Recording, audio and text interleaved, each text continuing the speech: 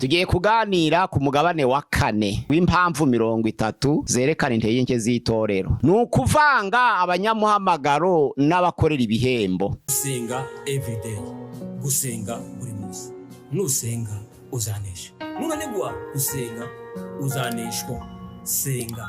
Reka ngusuhuze inshuti ya gusenga everyday, nizere ko mumeze neza mu bisanzwe muri kumwe na Kiza Edouard, abari mu Rwanda, Shalom, abari mu Burundi, amahoro y'Imana, abari muri Afrika mwese mushobora kumva ikirundi n'ikinyarwanda, ubutuvuze abari muri Kenya, abari muri Malawi, Mozambique, abari muri Congo, abari muri Uganda, abari muri Afrika y'Amajepfo, ahantu hose waba uherereye muri Afrika ko ushobora kumva ikirundi n'ikinyarwanda n'ikinyamurenge n'ikinyabwisha, tuguhaye ikaze kuri gusenga everyday. Abari ku mugabane wa Burayi tubahaye ikaze kuri gusenga everyday, abari ku mugabane wa Amerika tubahaye ikaze kuri gusenga everyday, abari ku mugabane wa Oceania tubahaye ikaze kuri gusenga everyday.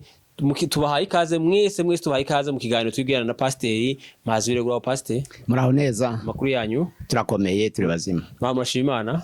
Turakomeye. Ego. Pasiteri, mwatangira munasenga Imana, munasuhuza abantu. Tubanje gusuhuza bene data abatugana kuri channel ya gusenga everyday kandi badukunda, natwe turabakunda aho muri hose, nubwo tutari kumwe ariko Imana iri kumwe namwe kandi zakomeza kubafasha kuko ikomeza kudufashiriza hamwe mu ijambo ryayo. Turabakiriye kuri channel ya gusenga everyday kugira ngo mwitegure kudufasha kwamamaza ubutumwa bwiza mu mahanga yose, imigabane itandukanye y'isi, kugira ngo bose bumve ijambo ry'Imana. Abadufasha rero Imana iduhana umugisha.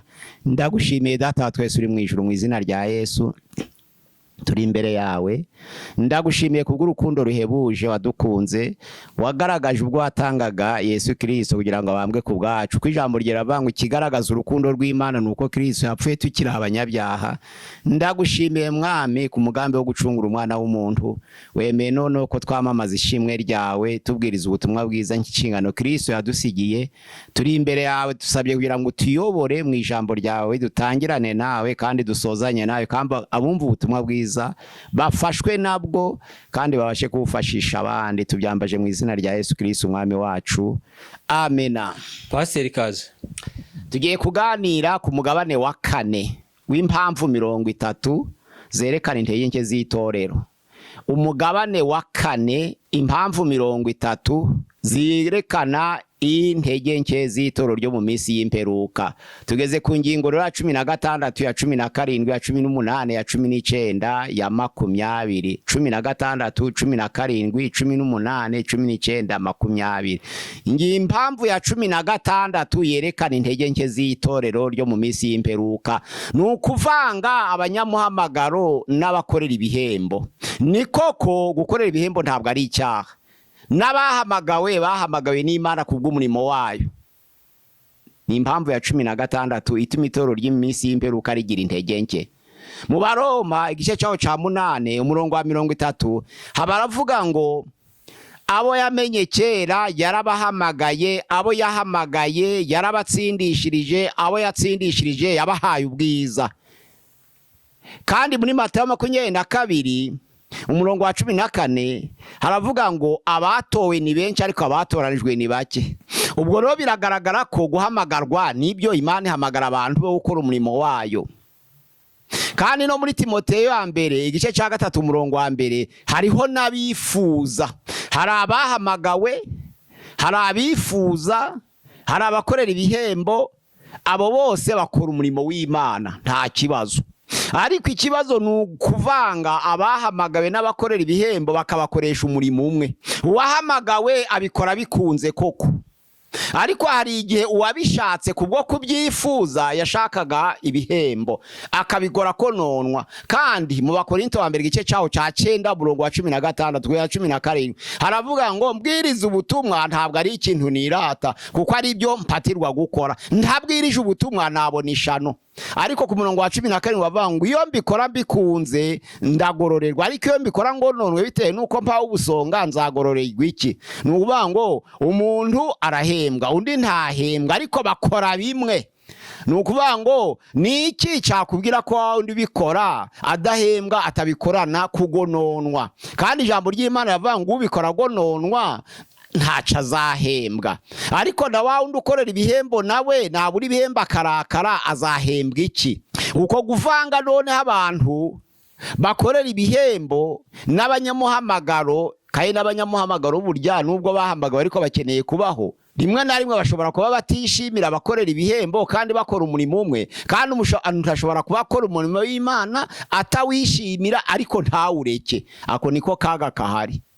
Iherezo ry'uwo murimo rizaba rite? Niba umuntu akorera Imana ariko agakorera umurimo w'Imana atanezerewe, agakorera Imana atanezerewe bitewe nuko afatanije umurimo n'ukorera ibihembo, hari ibintu bibiri bishobora kuvuka. Ashobora kumutobera cyangwa ashobora kubikora gononwa ntazabona ingororano. Ariko n'ukorera ibihembo nawe iyo abuze ibihembo ntakore, nawe nta ngororano azahabwa, kuko iyo umuntu ahembwe ku isi nyine ababonye ibyari kuzaba ibihembo bye. Ni ukuvuga ngo kuvanga abanyamuhamagaro n'abakorera ibihembo kandi bakabakoresha ibintu bimwe bituma umurimo w'Imana utagenda neza, itoro rigahorana intege nke. Icyambere, ukorera umuhamagaro adahembwa ashobora kudashiramo umurava, uhembwa nawe agashiramo umurava kubwo kurengera ibihembo bye ariko adakunze itorero. Kandi umurimo w'Imana utungana kubw'urukundo, ntutungana kubw'ibihembo. Urumva rero uko kuvanga bahamagawe bakavuga ngo hari abamuhamagaro n'abakorera ibihembo bose bagakora bimwe, ibyo bituma bidindiza umurimo w'Imana, noneho itorero rigahorana intege nke. Ingingo ya kabiri ya 17 ituma itorero rigangwa n'intege nke n'impamvu nuko abantu batashoboye gukurura ubutumwa ngo babushire mu bihe. Ni ukuvuga ngo ubutumwa bwiza intego yabwo buza buje gusubiza ibibazo bihari, kandi ijambo ry'Imana ntirihinduka, ariko ibibazo bihari birahinduka. Ni gute umuntu yakurura ubutumwa bwiza akabuhuza n'ibibazo bihari? Yesu yatanze igaburo ryera i Galilaya, ari intara cyangwa se akarere kera ingano nyinshi. Agiye gutanga igaburo ryera akoresha ingano. Amaze gukoresha ingano, abantu bibwira ko ingano arizo zitanga igaburo. Noneho bakumva ko ingano ari ibyo kurya byera kurusha ibigori. Nizo mpamvu abantu bategira ingano basanga batashobora gutanga igaburo kuko batagira umugati wavuye mu ngano. Ariko ijambo ry'Imana riravuga ngo ibyo kurya by'igaburo ni ibyo kurya nk'ibindi iyo bitarasengerwa. Ikintu kibyambika imbaraga n'umubiri wa Kristo n'amaraso ye ni amagambo afuturwa mbere yo gutanga igaburo. Ni ukuvuga ngo ibitangwa ku igaburo ni ibyo kurya nk'ibindi, ikibihindura ni amagambo asomwa, none agatuma mu mbaraga z'umwuka byambara umubiri wa Kristo n'amaraso ye, nico kibihindura. Ariko noneho rero ibyasengerwa byose mu karere kariko kose byakwambara izo mbaraga z'umubiri wa Kristo ni n'amaraso ye.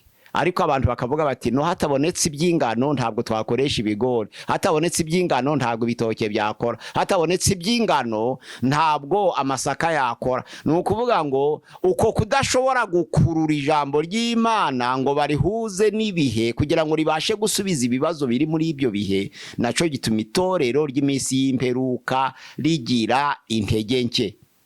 Abantu barahinduka ariko ijambo ry'Imana ntirihinduka. Ijambo ry'Imana rihoraho iteka ryose, ariko abantu barashira. Muri Petero ya mbere ni igice cyaho cya mbere umurongo wa 24 haravuga ngo abantu bose ni nk'ibyatsi kandi ubwiza bwabo ni nk'uburabyo bw'ibyatsi. Ibyatsi biruma, uburabyo bugahunguka, ariko ijambo ry'Imana rizahoraho iteka ryose. Bishaka gusobanura ngo abantu barashira, ijambo ry'Imana rihoraho. Nizo mpamvu kuryigisha neza rikwiriye gukururwa kugira ngo ribashe gusubiza ibihe biriho ico gihe. Abakurambere bacu bahawe ubutumwa bwiza bambara imyambaro y'impu. Uyu munsi wa none abantu bambaye imyambaro y'iterambere. Abakurambere bacu twahuzwaga n'inzandiko. Uyu munsi abantu bari guhuzwa n'ikoranabuhanga. Ni gute umuntu yakurura ubutumwa bwiza ngo aruhuze n'ibihe kugira ngo babashe gusubiza ibibazo biriho? Niba abantu barambaraga impu bagahabwa ubutumwa bakabwakira, abandi bakabambara imyenda y'iterambere bagahabwa ubutumwa bakabwakira, ni gute ubutumwa bwiza bw'Imana budahinduka bwaza buje gusubiza ibibazo bihari? nukubukurura ukabushira mu bihe. Ntabwo ijambo ry'Imana rihinduka, ariko abantu barahinduka. Rero ibyo barakwiriye gusubizwa n'ubutumwa bwiza bwakuruwe bugashirwa mu bihe. Nizo ni impamvu ya 17 ituma itorero ry'iminsi y'imperuka rirangwa n'intege nke. Ibyo bavuze mu 1500 akari byo bavuga uyu munsi wa none, kandi ubukene bw'ico gihe butari ubwa none. Abantu ntabwo bakenera bimwe mu bihe bitandukanye, ariko ijambo ry'Imana ryo ni rimwe kandi ntirihinduka, kandi risubiza ibibazo byose. Ariko iyo idashoboye kurikurura ngo urishire mu bihe, ntabwo risubiza ibibazo by'ico gihe, ahubwo rikomeza gusubiza ibya kera. Itoro ryari kwiye gusobanukirwa noneho ibibazo biri ico gihe, les besoins du moment. Nuvuga ngo bakaba ijambo risubiza ibibazo biriho ico gihe. Ico nico ni impamvu iranga y'intege nke z'itorero ryo mu minsi y'imperuka.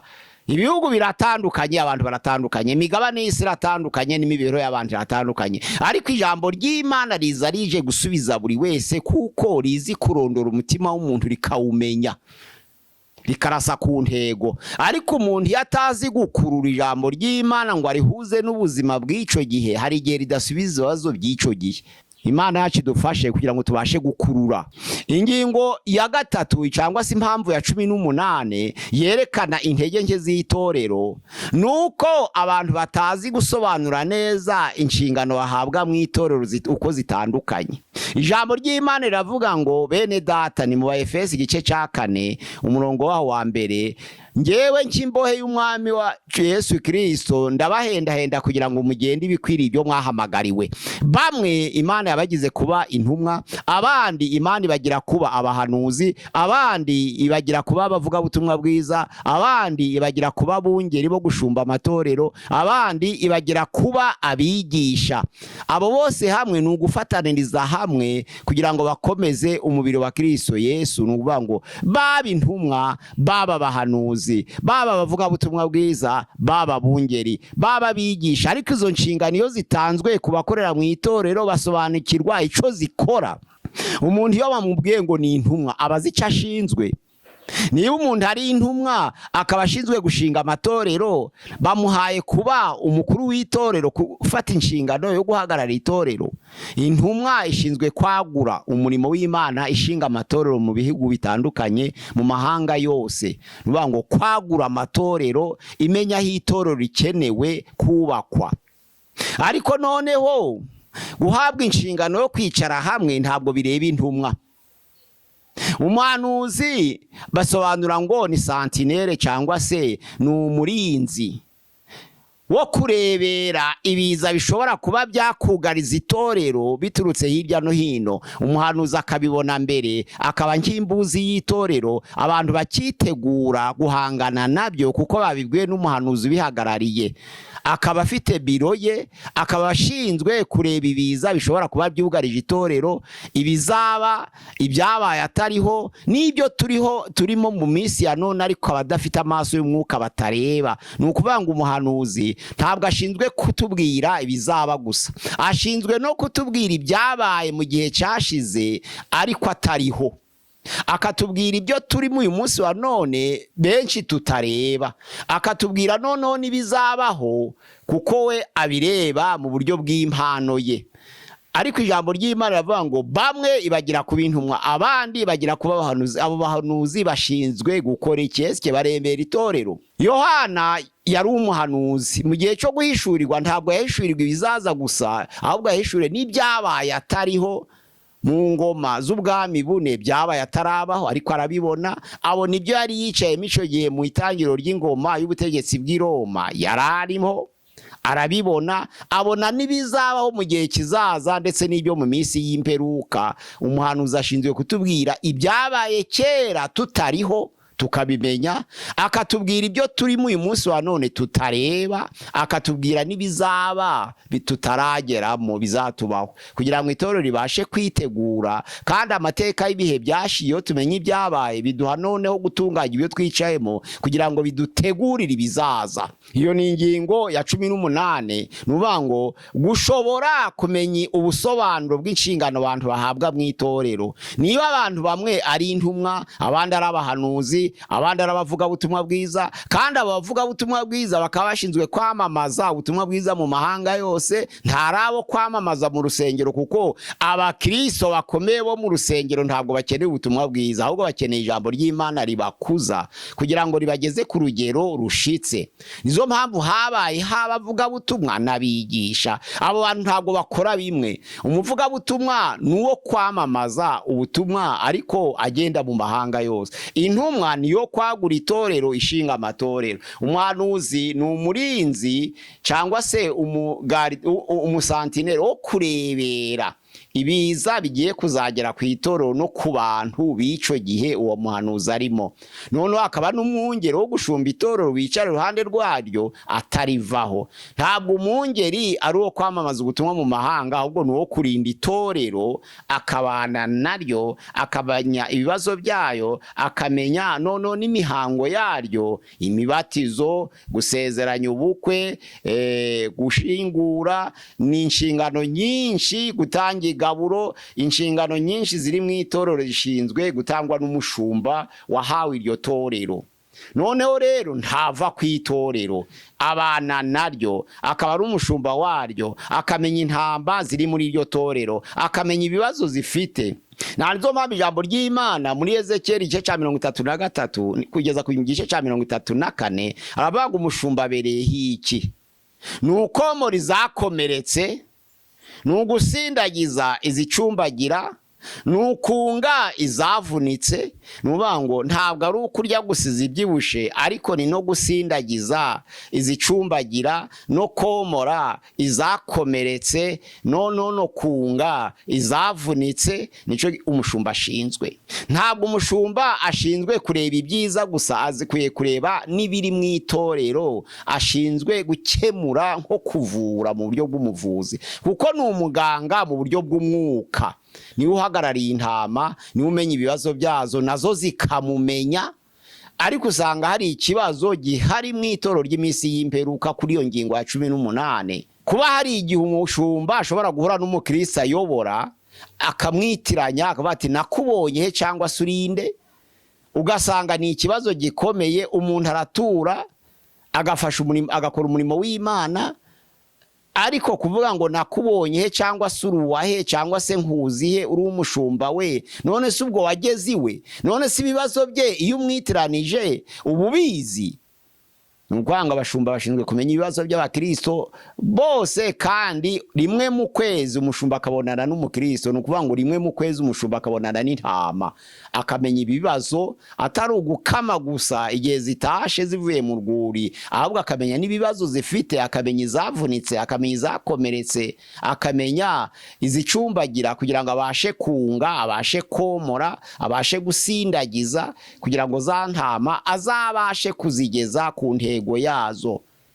Ijambo ry'Imana ravuga ngo mwubahe ababayobora, n'Abaheburayo 13:17, kandi mubagandukire muri byose. Ariko irikurikiro ravuga ngo kuko abo bantu mugandukira ari bo babera amaso imitima yanyu nk'abazayibazwa, babera amaso ubugingo bwanyu, barinda imitima yanyu nk'abazabibazwa, sinyifi intama zizabazwa umushumba Yesu nagaruka. Nizo mpamvu agomba kuzirinda, akamenya ibibazo zifite, akabikemura hakiri kare, akamenya izavunitse, akamenya izakomeretse, kugira ngo izakomeretse azobore, izavunitse azunge, izicumbagira zisindagize, ndetse izikwiriye kuja no muri hopitale nazo zijanemo. Ariko usanga kenshi intama irwara ikaja mu bitaro, nuvuga ngo umukristo akarwara akaja mu bitaro akamara ibyumweru 2 umushumba atabizi, ako nakaga. Kandi noneho rero iyo umushumba avuga ngo abadiyakoni ni bareba abo bantu, ntabwo abadiyakoni bashinzwe kureba izakomeretse, abadiyakoni bashinzwe kugabura.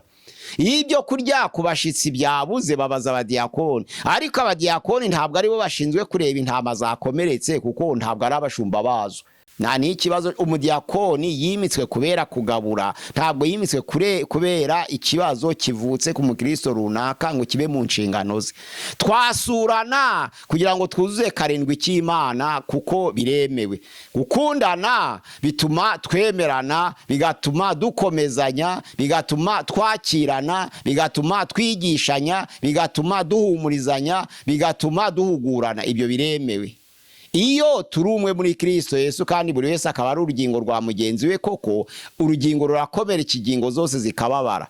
Kuko iyo dukundana turemerana, iyo twemerana turakomezanya, iyo dukomezanya turakirana, iyo twakirana turigishanya, iyo twigishanya turahumurizanya, iyo duhumurizanya turahugurana. Ariko hari inshingano z'umushumba ku ntama, niwe ushinzwe kumenya ibibazo bye. Abadiyakoni bashinzwe kugabura igihe cy'abashitsi, bagatunganya ibyo kwakira, ariko ntabwo barashinzwe ubuzima bw'intama ngo bamenye izakomeretse, bamenye izavunitse, bamenye izikwiriye komorwa izarizo, bamenye izicumbagira kugira ngo bazisindagize. Oya, iyo ni impamvu ya 18 igaragaza intege nke zo mw'itorero. Impamvu ya 19 yerekana intege nke z'itorero, nuko abantu kugeza uyu munsi wa none batari babasha gutandukanya abanyabyaha n'abagome, cyangwa se gutandukanya umunyabyaha n'umwanzi. Yesu ageze aho Matayo yarari, ni Matayo 9:9-13, yaramubwiye ati nkurikira. Yamusanze yakoresharezaga ikoro. Matayo aramukurikira, ariko binjiye mu nzu basangira, ijambo ry'Imana riravuga ngo abakoresha b'ikoro n'abanyabyaha baraza bicarana na Yesu, baramuzenguruka, bararya, baranezerwa bari kumwe na Yesu. Ariko abafarisayo bavuza induru bavuga ati wa wundi bavuga ngo avuye ku Mana arimo arasangira n'abakoresha b'ikoro n'abanyabyaha. Ariko Yesu arabumva. Yesu arababwira ngo ntabwo icanzanye hano ari abakiranutsi, ahubwo nazanywe n'abanyabyaha. Kuko icanzanye ni ukwamamaza ubutumwa bwiza mu batazi Imana, kugira ngo ndabo bamenye Imana. Ntaho nazanywe n'abakiranutsi, iyo abantu baba bakiranutsi sinari kuza mu isi. Ariko abafarisayo bababazwa nuko Yesu yasangiye n'abanyabyaha n'abakoresha b'ikoro, kuko bari bazi ko umurimo wo gukoresha ikoro wari umurimo w'umuvumo iwabo mu Bayuda. Noneho umukoresha w'ikoro akaba ari umuntu usa naho ahejwe. Ariko Yesu aje abona ko abantu nk'abo aribo bakenewe, abantu nk'abo nabo kuvurwa, abantu nk'abo nabo komorwa. Ariko kugeza uyu munsi wa none usanga itorero ritarabashije gutandukanya umunyabyaha n'umwanzi. Umunyabyaha ni umurwayi, ntabwo ari umwanzi. Umunyabyaha kuko ari umurwayi akwiriye kwitabwaho kuruta ubuzima. Nizo mpamvu Yesu yazaga agashakisha aho abanyabyaha bari, akabiyegereza kugira ngo abakize, kuko ni abarwayi. Ariko ugasanga umuntu ayobora itorero yanse umuntu ngo kuko yigeze amusanga mu cyaha igihe runaka akamwanga, kandi ari umurwayi, ukagira ngo wa muntu ni umwanzi. Kandi umuntu wahamagawe ari n'umushumba w'itorero n'umwanzi ntakwiriye kumwanga. Abanzi bariho koko, ariko ntabwo abahamagariwe kuyobora umurimo w'Imana, bahamagariwe kwanga abanzi. Wakwanga umwanzi se ukamuyobora ku Mana gute? Umwanzi muri Matayo 5 umurongo waho wa 43 haravuga ngo mwumvise ko byavuzwe ngo ukunde mugenzi wawe ariko wanga umwanzi wawe. Ariko nje ndavuze ngo ngo mukunde abanzi banyu, musabira ababarenganya, kugira ngo mwitwe abana ba so mu ijuru. Data wo mu ijuru aradukunda, atuvubira imvura, akadumurikishiriza izuba, tukabona izuba turi babi, tukabona imvura turi babi. Ariko ijambo ry'Imana riravuga ngo nimuramutsa ababaramutsa, muzamutandukanye mute n'abapagani, nabo ntibabikora. Ese nimukunda ababakunda, muzamutandukanye mute n'abakoresha b'ikoro, bo ntibabikora. Ariko kuri 48 aravuga ngo mwe mukiranuka nk'uko so mu ijuru nawe akiranuka. Kunda umwanzi wawe, musabira ababarenganya, kugira ngo mwitwe abana b'Imana. Itorero ntabwo rishobora gutandukanya abanyabyaha n'abanzi. Ntabwo umunyabyaha ari uwo kwangwa, umunyabyaha ni umurwayi, ni uwo kugarura. Kandi n'umwanzi ni uwo kubwiriza ubutumwa bwiza kugira ngo abivemo. Ariko intandaro y'amacakubiri hagati y'abantu basengana mu itorero, kubera bamwe bagenda uko abandi badashaka. Arega hari uko Imana ishaka, nuko abantu bashaka. Ariko hari abantu bamwe iyo udafite imigendere yuko bashaka batakwishimira, bakagufata nk'aho uri umwanzi. Wenda ntibagufate nk'aho uri umunyantege nke kugira ngo bagusindagize barebe ko bakugeza ku rugero rushitse, ahubwo bakakwanga. Ni inzangano mu itorero zikomoka. Abantu bagasenga cyane, bakaririmba cyane, bakabwiriza cyane, ariko bangana cyane. ariko Yesu yaravuze ngo mbahaye itegeko risha muri Yohana 13:34 na 35. Mbahaye itegeko risha, mukundane nk'uko nanjye nabakunze. Ico ni abantu bazabamenyeraho neza ko muri abigishwa banje ni mukundana koko. Abantu basenga badakundana, abantu bakaririmbana badakundana, abantu bakabwiriza badakundana. Ntabwo rero ubwo buryo aribwo bwazani imbaraga mu itora, ubwo butera impamvu zizana intege nke. Ni impamvu zizana nuko abantu bakorana umurimo w'Imana umurava ariko badakundana. Abantu bagakorana umurimo w'Imana umurava ariko badakundana, bituma itorero ryo mu minsi y'imperuka rigira intege nke. Icyateraga imbaraga itorero ry'ikinyejana ca mbere n'icya kabiri nuko abantu bakundanaga, nta kindi. Impano ni nziza, imyuga ni myiza mu itorero, kuririmba n'iki, kubwiriza, imihamagaro ni myiza, ariko iyo abantu badakundana itorero rihora rirangwa n'intege nke. Impamvu noneho ya 20 ariyo ya 5 kuzo turi kuvuga ku mugabane wa 4 nuko abantu bakoresha bagenzi babo kuko ari abanyempano, ntibabakoresha kuko ari abakristo, kuko ari itandukano ry'abanyempano n'abakristo. Muri Yohana igice cyaho ca 15 umurongo wa mbere kugeza ku murongo wa 5 avuga ngo ninje muzabibu w'ukuri, namwe muri amashami, kandi data ni nyiri uwo muzabibu uwuhingira. Ishami ritera imbuto ryose riracibwa rigatabwa, ariko iryera imbuto aryaganya amahage yaryo kugira ngo ribashe kwera imbuto zaryo. Nuvuga ngo namwe mwumvise ijambo ryanje mugume muri nge, kuko mutabasha kwera imbuto mutagumye muri nge. Uguma muri nge nanjye nkaguma muri we, uwo niwe wera imbuto nyinshi, ko ntaco mwabasha gukora mutamfite. Bisobanura ngo abantu benshi bemera kuba muri Kristo Yesu, bigatuma bahabwa impano bakazigabana, ariko ntibemere ko Yesu abagenderamo kugira ngo ari ukorera imirimo bakora muri bo, ya mirimo noneho ibone kwera imbuto. Muri Matayo hariya 7:22 haravuga ngo benshi bazambaza kuri urya munsi bati mwami mwami mwami, ntitwahanuraga mu izina ryawe, ntitwirukanaga abadayimoni mu izina ryawe, ntitwakoraga ibitangaza bikomeye mu izina ryawe. Yesu ngo nibwo nzaberurira nti mumve imbere mwankozi z'ibibi mwe, sinigeze kubamenya. Bisobanura ngo bahanuraga mu izina rya Yesu, birukanaga abadayimoni mu izina rya Yesu, bakoraga ibitangaza bikomeye mu izina rya Yesu, ariko Yesu arababwira ngo nibwo nzaberura ngo sinigeze kubamenya, mumve imbere mwankozi z'ibibi mwe. Kubera iki? Bakoraga ibitangaza, bakirukana abadayimoni, bagahanura, barabapagani.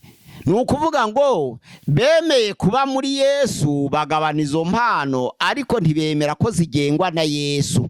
Kuri ijambo ry'Imana avuga ngo uguma muri nje nanjye nkaguma muri we. Bisobanura ngo hari uguma muri we, Yesu ntagume muri we. Umuntu akaguma muri Yesu, ariko Yesu ntagume muri uwo muntu. Iyo rero umuntu agumye muri Yesu aba ari ishami ry'uwo muzabibu. Iyo ari ishami ry'uwo muzabibu arigiraho uburenganzira akunguka ibyaryo.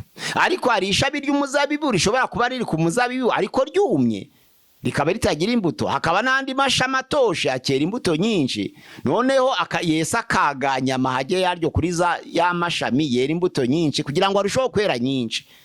Ya mashami rero yumye ariko umuzabibu ntashobora kwera imbuto, ariko nayo n'ay'uwo muzabibu, afite uburenganzira kuri uwo muzabibu. Ubwo rero hari abantu bemeye kuguma muri Yesu, ariko kuba bataremeye ko Yesu nawe aguma muri we, ngo habe uruhererekanye rw'amazi y'ubugingo ava muri Kristo yinjira mu bera, kugira ngo noneho bashe kwera imbuto nyinshi, bigatuma itorero ry'iminsi y'imperuka rirangwa n'intege nke.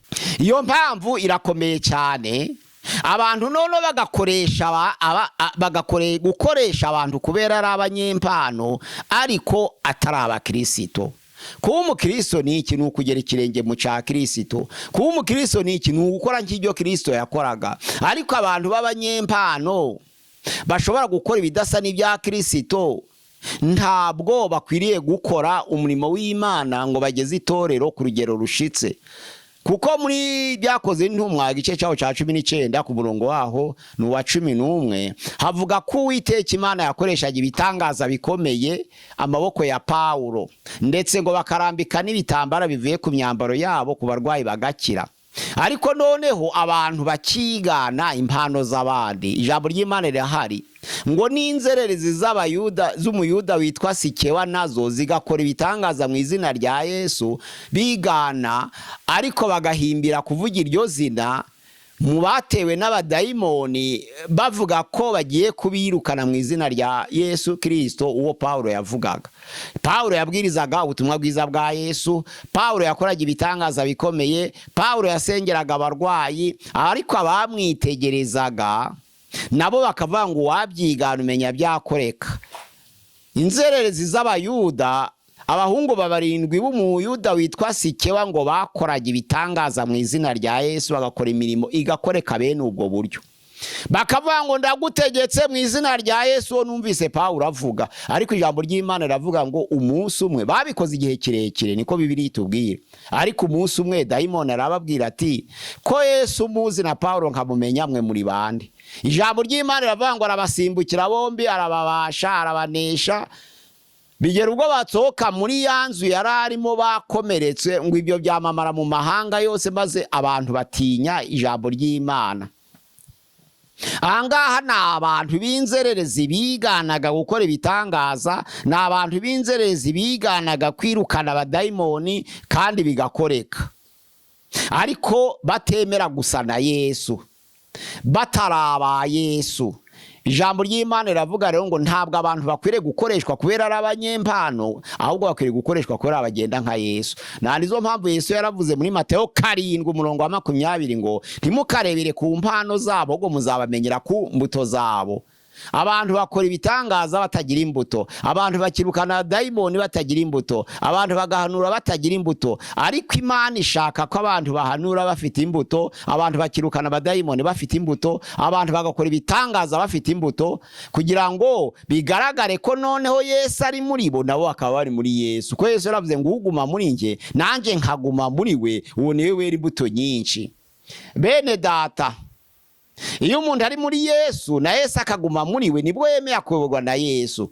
Ko twahamagariwe umudendezo, niko Paulo avuga mu Bagalatiya igice cya 5:13. Ariko bamwe bagize uwo mudendezo urwitwazo rwo gukora ibya kamere sinyifi. Iyo abantu bari muri Yesu ariko Yesu atabarimo, barakomeza bakagira impano ariko bagakora ibya kamere. Ariko iyo abantu bari muri Yesu bakemera ngo Yesu nawe ababayemo, bakora ibihwanye n'ibyo Yesu akora, kuko ari Yesu bikorera muri bo, nibwo bera imbuto nyinshi. Uguma muri nje nanjye nkaguma muri we, uwo niwe wera imbuto nyinshi, kuko ntaco mwabasha gukora mutamfite.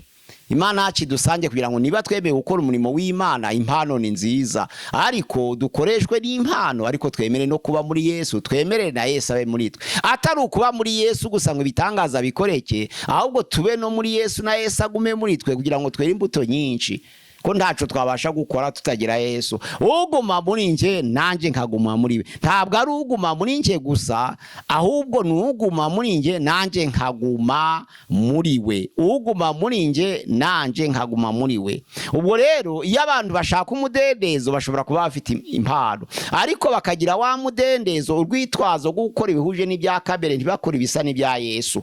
Bene data, niba dukoreshwa kuko turi abanyempano, ariko twemere no kuguma muri Yesu, kugira ngo bigaragare ko ibikorerwa muri twe bikorwa na Yesu. Abaroma 8:14 niho avuga ngo abayoborwa n'umwuka w'Imana bose nibo bana b'Imana. Abemera kuyoborwa n'umwuka w'Imana bose nibo bana b'Imana, kuko hari abantu bahawe umwuka wera koko batinya icyaha, hari n'ababatijwe mu mwuka wera bagabana impano, ariko hariho n'abujujwe umwuka wera ababyarira mw'imbuto, noneho rero bemera kuyoborwa. Kuko abantu benshi bafite impano ntibemera kuyoborwa. Abantu benshi bahawe umwuka wera batinya icyaha, ariko ntibemera kuyoborwa. Icyo gihe batinya icyaha kubw'ibitekerezo, ariko ntabwo batinya icyaha kubera Kristo ari muri bo. Ni ukuvuga ngo guhabwa umwuka wera ni intambwe yo gutinya icyaha, batizwa mu mwuka wera ni intambwe yo kugabana impano Imana yatugeneye, noneho hakaba no kuzwa umwuka wera umuntu akemera kuyoborwa. Uguma muri nje naje nkaguma muri niwe wera imbuto nyinshi, ntaco mwabasha gukora mutamfite. Ubwo ingingo ya 16 rero nuko abantu badakwiriye kuvanga abanyamuhamagaro n'abakorera ibihembo n'abifuza. Ingingo ya 17 nuko abantu bakwiriye gukurura ubutumwa bwiza bakabushira mu bihe kugira ngo busubize ibibazo biriho ico gihe. Ijambo ry'Imana ntirihinduka, ariko ibibazo by'abantu bihora bihindagurika ko n'abantu ubwabo barahinduka. None ingingo ya 18 yerekana impamvu y'intege nke z'itoro ryo mu minsi y'imperuka, nuko abantu badashobora gusobanura imirimo cyangwa se inshingano bahabwa mu itorero, nko kuba intumwa, nko kuba umuhanuzi, nko kuba umuvugabutumwa bwiza, nko kuba umwungeri, nko kuba umwigisha, nko kuba umukuru w'itorero, nko kuba umudiyakoni. Abantu ntibasobanurire buri wese ashinzwe iki. Ico naco kiranga intege nke z'itorero yo mu minsi y'imperuka.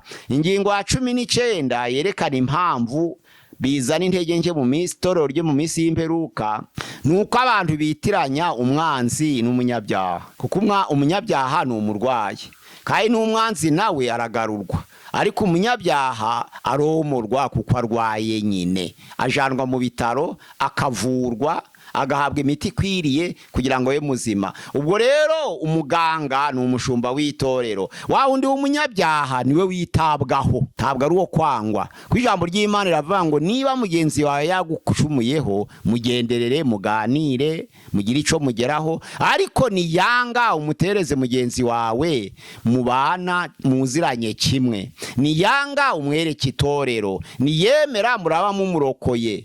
Intambwe ya mbere niyemera uraba umurokoye, intambwe ya kabiri niyemera mwembi muraba mumurokoye, intambwe ya gatatu niyemera itorero yabimurokoye. Ntabwo umunyabyaha ari umwanzi wo kwirukana, ahubwo ni umurwayi wo kugarura. Iyo ni ingingo ya 19 y'abantu batayikurikije bija biranga intege nke z'itorero. Ingingo ya 20 noneho iheruka ni ukwitiranya abanyempano n'abakristo. Abanyempano n'abakristo, Yesu aravuga ngo uguma muri nje naje nkaguma muri we. Umukristo nukora ibisari bya Kristo. Ko mu itorero rya Antiokia bitegereje abigishwa, ni byakoze n'intumwa 11 umurongo wa 26. Barabareba, barabitegereza, bareba ibyo bakora, kuko ijambo ry'Imana rivuga ngo bagumaga mu mwanya umwe, bakasenga bari mu mwanya umwe, bakaririmba bari mu mwanya umwe, bagasangira ijambo ry'Imana, bakagabura igaburo bari mu mwanya umwe. Ariko ijambo ry'Imana rikavuga ngo bagasangira n'ibyabo, buri wese agahabwa uko akennye. Abanyamahanga cyangwa se abapagani babitegereje mu itorero ryo muri Antiokia, baravuga ngo aba bantu nta bandi dukurikije ibyo bakora bisa n'ibyo wa wundi Yesu yakoraga. Burya aba bantu ni abakristo, ni abakristo, barabatarura. Ntabwo abakristo aribo biyisa abakristo, ahubwo abapagani nibo babisa abakristo kuko bakora ibisari bya Yesu. Imana idusangiye kugira ngo niba abantu bitwa abakristo bakora ibisari bya Kristo, niba abantu baragabanya Imana impano bazikoreshe kubwo guhimbaza Imana, kandi bareke Kristo ari uzikoreshereza muri bo. Imana idusange kandi dukomeze. Izo mpamvu eshanu, iya 16, iya 17, iya 18, iya 19, iya 20, nazo zigaragaza impamvu zituma itorero ryo mu minsi y'imperuka rigira intege nke.